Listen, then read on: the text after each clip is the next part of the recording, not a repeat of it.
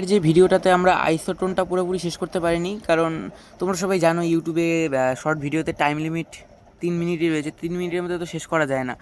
তো আইসোটোনটা আমি সেদিন পুরোপুরি শেষ করতে পারিনি, তো আজকে আইসোটোনটা দেখিয়ে দিচ্ছি। তো আইসোটোন কি? আইসোটোন হলো যেসব পরমাণুর নিউট্রন সংখ্যা। নিউট্রন সংখ্যা বলতে কী বোঝায়? নিউট্রন মানে কি তোমরা জানো? নিস্তড়িত। নিস্তড়িত যে কণা থাকে তাকে বলা হয় নিউট্রন। কিন্তু পারমাণবিক সংখ্যা ভিন্ন, অর্থাৎ পারমাণবিক সংখ্যা বলতে কী বোঝায়? প্রোটন সংখ্যা ভিন্ন, তাদের বলা হয় আইসোটোন। যেমন দেখো হাইড্রোজেন এবং হিলিয়ামের এখানে উদাহরণ দেওয়া রয়েছে। হাইড্রোজেনের দেখো ভর সংখ্যা 3, হিলিয়ামের ভর সংখ্যা 4, এটাতে কোনো অসুবিধা নেই। হাইড্রোজেনের পারমাণবিক ক্রমাঙ্ক 1 এবং হিলিয়ামের পারমাণবিক ক্রমাঙ্ক কত? 2।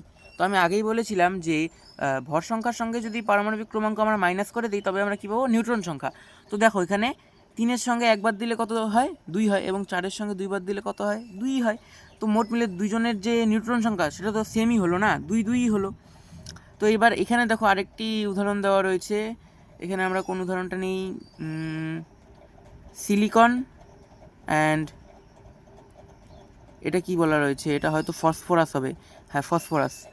এর দেখো যে মানে নিউট্রন সংখ্যা দেখো এখানে 30-14 করলে কত হয়? 16, এবং ফসফরাসের নিউট্রন সংখ্যা 31-15 করলে হয় 16, অর্থাৎ দুটোরই নিউট্রন সংখ্যা সমান। একে আমরা আইসোটোন বলে থাকি।